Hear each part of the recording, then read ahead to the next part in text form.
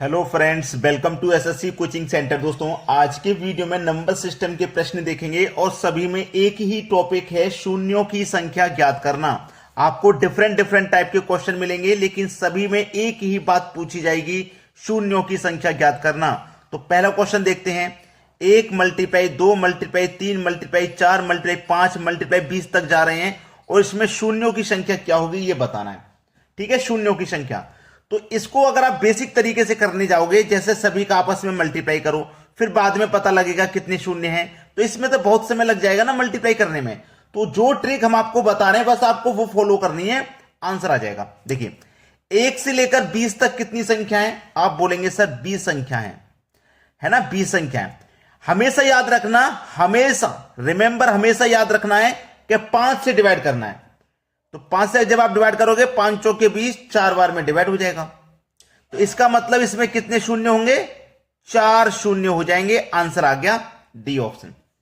मेरी बात एक और याद रखना कि ये जो संख्या है ना 5 से छोटी है। अगर 5 होती, अगर ये 5 होती तो 5 से इसमें एक और बार डिवाइड चला जाता। ये संख्या जब तक 5 से छोटी ना आ जाए तब तक डिवाइड देते हैं हम, और ये बात आपको आगे प्रश्नों में क्लियर हो जाएगी। ठीक है, हमने 20 में 5 से डिवाइड किया, 4 बार गया, 4 शून्य है। चलिए अब देखते हैं आगे। अगला प्रश्न है, यहां पे देखो 1 मल्टीप्लाई 2 मल्टीप्लाई 3, इसी तरीके से लगातार हम 80 तक मल्टीप्लाई करते हुए जा रहे हैं और इसमें शून्यों की संख्या क्या होगी ये बताना है। तो देखो 1 से लेकर 80 तक कितनी संख्या हो गई? 80 संख्या हो गई। और मैंने आपको बताया है डिवाइड हमेशा 5 से ही करना है। तो 5 से जब इसमें डिवाइड करोगे तो कितनी में जाएगा? 16 बार में जाएगा। 16 पंजे 80, 16 बार में गया। मैंने बोला था कि ये वाली संख्या जब तक बड़ी है तब तक इसमें डिवाइड देना है।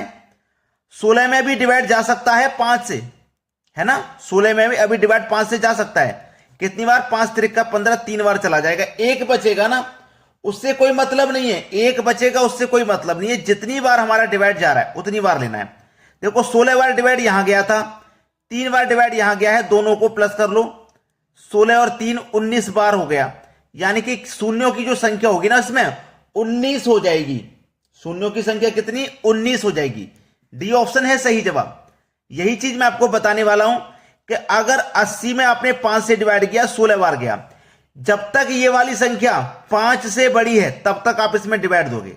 ठीक है, चलिए अब देखते हैं अगला प्रश्न। अगला प्रश्न है 1 मल्टीप्लाई 2 मल्टीप्लाई 3 मल्टीप्लाई 4, और हम मल्टीप्लाई करते हुए 100 तक जा रहे हैं। इसमें शून्यों की संख्या कितनी होगी ये बताना है।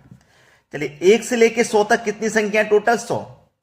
डिवाइड कितने से करेंगे आप? हमेशा 5 से करेंगे, ये बात आपको मालूम है। 5 से मैं डिवाइड करूंगा तो 5 दुने का 10 और 1 0, 20 बार में कट जाएगा।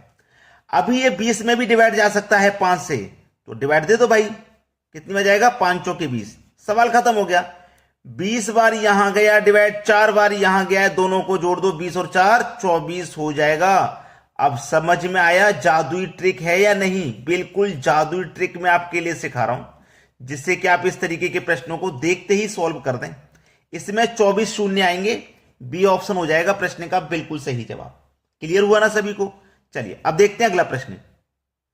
अगला प्रश्न है 1 मल्टीप्लाई 2 मल्टीप्लाई 3 मल्टीप्लाई 4, कहां तक जा रहे हैं मल्टीप्लाई करते हुए? 500 तक जा रहे हैं और शून्यों की संख्या पूछ रहा है। तो 1 से लेकर 500 तक कितनी संख्या हो गई? 500। 500 संख्या हो गई। डिवाइड हमेशा 5 से ही करना है, ये बात आपको मालूम है। तो जब मैं 5 से इसमें डिवाइड दूंगा तो ये 100 बार हो जाएगा डिवाइड, है ना। अभी इस 100 में फिर से जा सकता है 5 से। कितनी बार जा सकता है? 5 से 20 बार जा सकता है।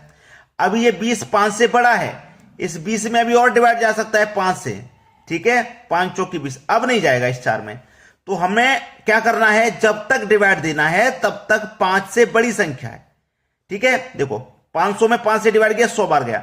इस 100 में अभी डिवाइड जा सकता है ना, तो 100 में फिर से डिवाइड देंगे 5 का, 20 बार गया। इस 20 में जा सकता है ना, तो 20 में फिर से डिवाइड देंगे 5 का, अब नहीं जा सकता, 5 से छोटी संख्या आ गई। तो देखो 100 यहां पे है, 20 यहां पे है, 4 यहां पे, 100 20 और 4 मिलकर के हो जाएगा भैया 124। इसका मतलब है इसमें शून्यों की संख्या कितनी हो जाएगी? 124 शून्य हो जाएंगे। बी ऑप्शन हो जाएगा प्रश्न का बिल्कुल सही जवाब। क्लियर हुआ ना सभी को? चलिए अब देखते हैं अगला प्रश्न। अगला प्रश्न है 2 गुने 4 गुने 6 गुने 8 और ये हम 100 तक जा रहे हैं मल्टीप्लाई करते हुए। लेकिन इसमें एक चीज आपको याद रखनी है कि ये 1 गुने 2 गुने 3 लगातार संख्या नहीं है। 2 4 6 8 इस तरीके से है, यानी कि सम संख्याओं का मल्टीप्लाई हो रहा है। ये 2 4 6 8 10 12 इस तरीके से सम संख्याओं का मल्टीप्लाई हो रहा है। तो जब सम संख्याओं का मल्टीप्लाई हो रहा है तो ये हमारे पास कितनी संख्या हो जाएंगी, 100 तक जा रहे हैं भाई, 100 की आधी हो जाएंगी, क्योंकि एक संख्या को छोड़ करके हम मल्टीप्लाई कर रहे हैं। तो 100 की आधी संख्या हो जाएंगी टोटल 50। ठीक है, अगर लगातार संख्या होती 1 2 3 4 100 तक तो 100 हो जाती है। अब एक संख्या छोड़ के चल रहे हैं तो 50 संख्या होंगी। 50 संख्या है, डिवाइड हमेशा 5 से ही करना है। कटा दो, 5 से घटाऊंगा, 5 धाम में 50। अभी 10 में फिर से जा सकता है 5 से डिवाइड, कितनी बार जा सकता है, 5 दूने का 10, 2 बार जा सकता है। तो 10 बार यहां गया, 2 बार यहां गया, टोटल हो जाएगा 12। तो इसका मतलब इसमें प्रश्न में कितने शून्य आएंगे, 12 शून्य आएंगे। बी ऑप्शन हो जाएगा आपके सवाल का बिल्कुल सही जवाब। चलिए अब देखते हैं अगला सवाल। अगला सवाल है 2 गुने 4 गुने 6 गुने 8, ये भी सम संख्या है और ये हम 500 तक जा रहे हैं। इस बार सम संख्या है और 500 तक जा रहे हैं, तो 500 की आधा करना पड़ेगा हमको, क्योंकि एक संख्या को छोड़ के जा रहे हैं। अगर लगातार होते तो 500 संख्या होती, लेकिन एक संख्या को छोड़ के चलेंगे तो आधी संख्या हो जाएंगी। तो 500 की आधी संख्या हो जाएंगी 250। ठीक है, डिवाइड हमेशा 5 से करना है। कटाइए, 5 बचे 25 और 1 ही 0, 50 बार में गया। 50 में फिर से डिवाइड जा सकता है हमारा 5 का, कितनी बार जा सकता है, 10 बार जा सकता है।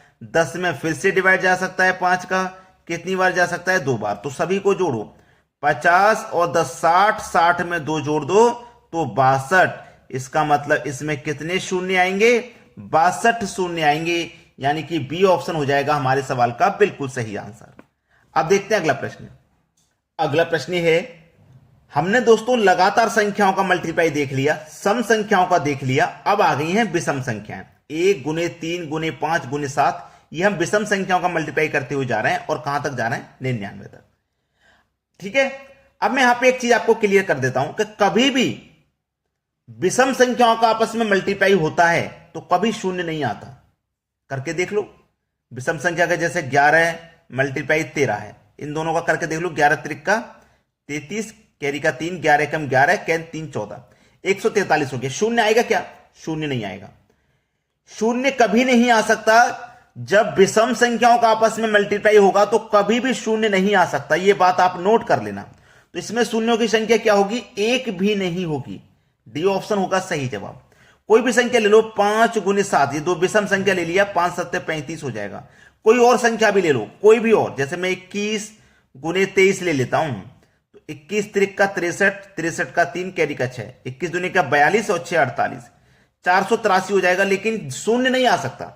तो यह बात आपको हमेशा नोट रखनी है कि कभी भी विषम संख्याओं का आपस में मल्टीप्लाई करने पे कभी शून्य नहीं आता।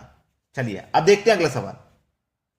अगला सवाल है 1 का स्क्वायर, 2 का स्क्वायर, 3 का स्क्वायर, 4 का स्क्वायर, 5 का स्क्वायर, यानी कि 10 के स्क्वायर तक हम जा रहे हैं। 1 से लेके लगातार 10 के स्क्वायर तक हम जा रहे हैं।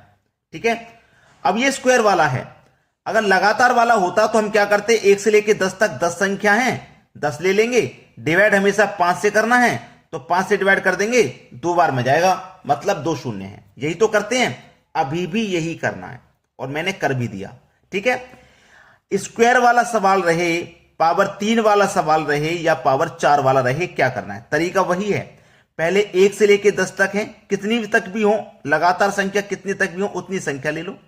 हमेशा 5 से डिवाइड करना है, 2 बार में डिवाइड गया। अब 2 छोटी संख्या है, दोबारा से डिवाइड नहीं हो सकता, 2 बार गया है ना। अब इस 2 का मल्टीप्लाई, जो पावर है ना, पावर कितनी है, 2 है ना, तो 2 से कर दो, आंसर आ जाएगा 4। ठीक है, सवाल यही खत्म है आपका। हमेशा याद रखना, पहले 1 से लेके 10 तक संख्या तो 10 ले लो, 5 से डिवाइड करना, 2 बार में जाएगा। इस 2 का मल्टीप्लाई करना है पावर से। पावर अगर 2 है तो 2 से करो, अगर 3 है तो 3 से कर दो, 4 है तो 4 से कर दो। समझ में आ गया ना। चलिए अब देखते हैं अगला प्रश्न। अगला प्रश्न है, इस प्रश्न में देखिए 1 का क्यूब, 2 का, 3 का, 4 का, 10 के क्यूब तक जा रहे हैं। तो 1 से लेके 10 तक लगातार संख्या है तो 10 ले लेंगे, डिवाइड हमेशा 5 से करना है, 2 बार में डिवाइड हो जाएगा। तो मैंने क्या बताया पिछले क्वेश्चन में, तरीका यही सेम है बिल्कुल। जब पावर 2 है तो 2 से मल्टीप्लाई कर दो, पावर 3 है तो 3 से कर दो। पिछले क्वेश्चन में 2 पावर थी तो हमने 2 से मल्टीप्लाई किया था, यहां 3 पावर है तो 3 से कर देंगे, तो 2 त्रिका 6। इसका मतलब इसमें कितने शून्यों की संख्या होगी भाई, इसमें होगी 6। ये आपके सवाल का बिल्कुल सही जवाब है।